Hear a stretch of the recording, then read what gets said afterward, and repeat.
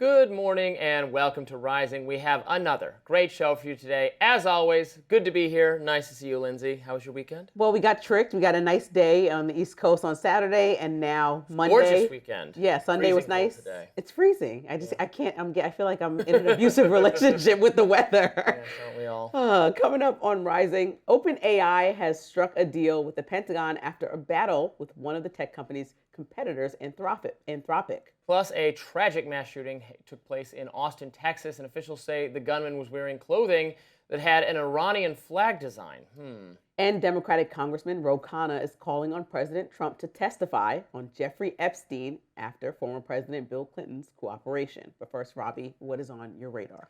Well, we'll move rapidly to the news at hand. Ayatollah Khamenei is dead. The extremist authoritarian leader of Iran was killed over the weekend as a result of Israeli-U.S. strikes on the Iranian government ordered by President Donald Trump after the hostile regime declined to submit to American demands that they stop pursuing nuclear capabilities with which they could attack us or our allies. Now, Americans have every right to question the endgame here, and while we would all like for the Iranian regime to fall and be replaced by a democratic pro-Western government, we do need to temper our expectations. I have a lot of questions for Trump about how this fits in with the America First agenda and what the strategy is to truly free Iran from tyrants. Now, you probably have questions as well, and that's appropriate. We've been down this road before, many times in the Middle East. Now, here was Defense Secretary Pete Hegseth talking about this morning. Turns out the regime who chanted death to America and death to Israel was gifted death from America and death from Israel. This is not a so-called regime change war, but the regime sure did change. But all that said, we should take a minute to celebrate the death of one of the most evil human beings on earth. During his 3-decade reign, Khamenei crushed dissent time and time again, reflexively opposing even moderate demands from his people for reform. He forced on them a particularly repressive and extremist version of radical Islam that requires constant confrontation toward and hostility with the Western world. He sought to maintain power for himself and the regime at all costs, trapping the country's millions of people in his totalitarian vision. The death of a tyrant is always a good thing. The people of Iran deserve freedom, just like people everywhere. And this is a triumphant moment for the cause of human freedom. But, and there is a but, all that said, we ought to be very, very careful here. The best case scenario is something like Syria, where a pro-Western figure has come to power in the wake of Bashar al-Assad's overthrow. The worst case scenario, well, we have a lot more examples that fit in there: Libya, Iraq, Afghanistan, etc. So let's be very clear, and I hope President Trump understands this. The American people do not want American soldiers to get bogged down in another war in the Middle East. Already, Iranian counterattacks have killed 4 American service members. Now, some level of retaliation is to be expected, yes, and these men are heroes for making the ultimate sacrifice, but it is unreasonable to content ourselves with a significant loss of American life in this conflict, particularly when we can't really be sure that a better regime is going to take Khamenei's place. Now, many prominent America First conservatives and supporters of Trump and the MAGA agenda have questions about this. The Daily Wire's Matt Walsh rightly asks, if you're a proponent of this war, so be it, make your case, but lecturing skeptics for not trusting Trump is the dumbest argument you could possibly make. It's perfectly reasonable for Americans to be skeptical of regime change wars in the Middle East. Trump himself was skeptical of them. The idea that we are obligated to just assume it's a good move because Trump decided to do it is asinine, not to mention un-American. Then Eric Prince also raising objections. Let's watch him on Steve Bannon's show. I'm not happy about the whole thing. I don't think this was in America's interest. It's going to uncork a significant can of worms and chaos and destruction in Iran now. Who takes over? You still have tens, hundreds of thousands of IRGC people that will be positioning to be number 2, to be the next rulers of that country. I don't see how this is in keeping with the president's MAGA commitment. I'm disappointed. And here was conservative media personality Ann Coulter. I'm sorry, I just don't care about the rest of the world right now. We're sort of in the habit of this since 9/11, but what happens in Iran really doesn't affect this country. I love Venezuela. I wrote about it 2 weeks ago. This is our hemisphere. it doesn't matter to us. We need to get back to our country. Our country is in a lot of trouble. You know, why not Gambia? Why not Rwanda? I don't want to hear about other countries.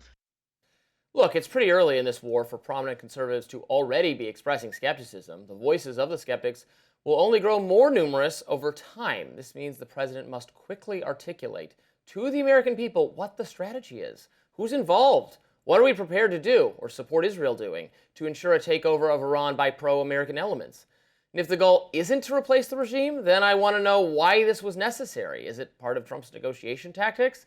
Does he just want Iranian leadership to know he means business, and when he says stop building nuclear weapons, he means stop building nuclear weapons or we will destroy you?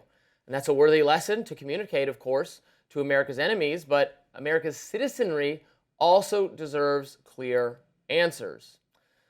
So, you know, I find myself in the middle somewhat. I want this to go well. I do not mourn the deaths of these awful, awful people, enemies of America, dedicated, repressive totalitarians, radical Islamists. But it's hard not to have some Iraq flashbacks here because, yes, we overthrew their government with great ease, and it was a great liberatory moment. And then the harsh reality set in. And that was a war that was based on incorrect, but at the time thought to be pressing intelligence that they were seeking these nuclear capabilities. Is that the case with Iran? Were they really threatening us? It seems not clear to me from the intelligence that they were. And further, again, the Iraq war was justified to Congress and voted for and approved. Congress is playing no role here and doesn't actually seem to even want to play any role, which is a disappointment. So, look, I'm all ears. Sell me. I'm listening, but they're not really trying to sell. And I was listening to Pete Hegseth this morning. It was not becoming clearer to me. It was very. I've actually found him kind of frustratingly combative. Yeah, it felt a little condescending. If you're challenging, I'm not challenging. I just want to know what's going on. It's not. I'm not trying to sap the morale or the enthusiasm of our forces. I don't know what you're doing. And if you're not going to say what you're doing, I don't know why you'd hold a press conference then and get mad at people for asking questions. But that's kind of a side point. What are your thoughts? Well, I know we'll hear more from you in your lens, but we will. But don't give the game away. I think the skepticism coming from everyone makes me wonder who called for this as an American citizen. When you think about, I know there are people who agree with this, but for the most part, there are very loud critics.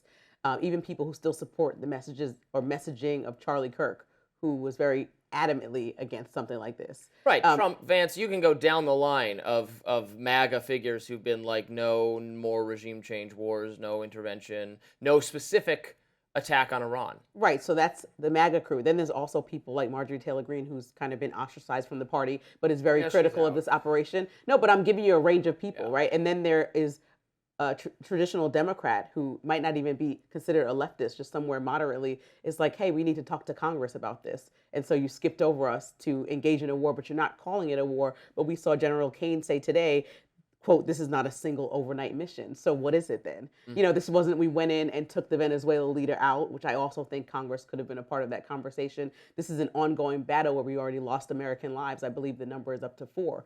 So, you know, and they also are saying adamantly, the Trump, Hegseth, and everybody in leadership, we will lose more lives. So I think when you think about what the strategy is and know that Khamenei was in leadership for almost 4 decades and know that the Iran foreign minister has already said we plan to replace him swiftly. And that means somebody who's probably in the range of, because there's elected officials of 88 people that supported Khamenei for the most part that are going to pick the next leader. Right. So we're not doing a big regime change. And then the last layer, and the most important one to me, is that President Trump condescended and everyone was on board. He adamantly said that Iran was wrong for killing innocent people because they were killing protesters that were against the regime. Yeah. But then in part of this war, or not war, whatever we're doing right now in Iran, we have killed, according to the BBC, New York Times, and others, many children already because a school was bombed. So how do you justify killing innocent people with the U.S. and Israel now sending a bomb over there that landed and reportedly killed children? And don't tell me children are a casualty of war, because we need to know exactly this war was necessary and there was an extreme threat. And a lot of people are arguing, which I'll talk about in my lens, there was no extreme nuclear threat, especially when we obliterated their nuclear capabilities just 7 months ago. Right. yeah, I mean, the realities of warfare are grim, and some regrettable loss of innocent life is to be expected when you go forward with something like this. If it was worth doing, I'm not sure that should give us pause, but was it worth doing? It's not been sold to me in the first place. And again, Trump did run, Marjorie Taylor Greene is kind of outside the coalition at this point. I don't think her objection is going to give them much pause. But when Matt Walsh and Ann Coulter and Eric Prince and people who are pretty much on board with MAGA all the way most of the time, I know Ann Coulter's had some criticisms of Trump over the years, but are on board with what Trump's trying to do, they're saying, well, wait a minute. And they're pointing out what is true and what is obvious, which is that he ran on no new wars. Like that was his idiosyncratic break from the Bush administration, was that we're not going to be neoconservatives anymore. This is something that John Bolton and John McCain and Dick Cheney all wanted this. Though that model of Republican is celebrating from beyond the grave in two of those cases, and from his perch at CNN, Mr. Bolton, that's what they wanted. But you argue that those type of people don't really exist in the party, and there's not a space for this older. What I'm saying is, Trump is not playing to his base. He's playing to a different base of the Republican Party, or what it used to be the base. And maybe he can bring MAGA on board with this too, or I think everyone's just kind of waiting to hear, because everyone wants to give Trump the benefit of the doubt. If you like Trump, if you voted for him, you're not knee-jerk against what he does. But it's just as Matt Walsh said. It's not, you don't automatically agree it's correct. You want to hear. So I do need to hear an argument. And again, this would have all been not a problem if it was just actually brought before Congress like it should be. We agree. There's not a ticking time bomb scenario here. It's not like they had to do this now or Iran was about to nuke us, or even Israel. They can't. The idea that they pose some actual immediate threat to us or our allies, if anybody tries to claim that, we'll know they're lying, because that is not the case. Still ahead on Rising, lots more to discuss. Secretary Hegseth railing against a now former AI contractor and designating them a risk to national security. The Pentagon's feud with Anthropic, coming up.